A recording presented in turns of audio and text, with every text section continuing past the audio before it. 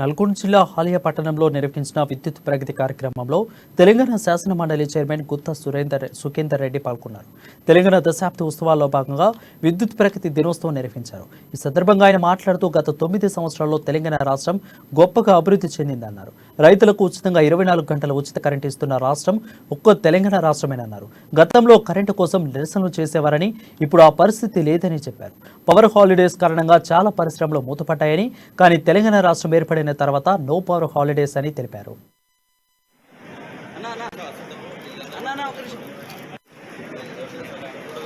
ఇట్లా ప్రదర్శన చేసేటువంటి సందర్భం. అదేవిధంగా ఉమ్మడి ఆంధ్రప్రదేశ్ రాష్ట్రంలో ప్రతి సంవత్సరం సబ్ స్టేషన్ల ముందు ధర్నాలు లేకుండా ఉండేటువంటి పరిస్థితి. అదేవిధంగా ట్రాన్స్ఫార్మర్ కాలిపోతే 4 రోజులు 5 రోజులు సబ్ స్టేషన్ దగ్గర పడిగాపులు కాసేటువంటి పరిస్థితి. ఇవాళ పరిస్థితి లేదు. ఎందుకంటే గౌరవ ముఖ్యమంత్రి కేసీఆర్ గారు అధికారంలోకి వచ్చిన తర్వాత తెలంగాణ రాష్ట్రం ఏర్పడేదానికి 2-3 మాసాల ముందు కూడా ఆనాటి ముఖ్యమంత్రి కిరణ్ కుమార్ రెడ్డి గారు శాసనసభలో చెప్తున్నారు, తెలంగాణ వస్తే మీకు చీకటి తప్ప కరెంట్ అంటూ ఉండదు, మీరు చూడదని చెప్పినారు.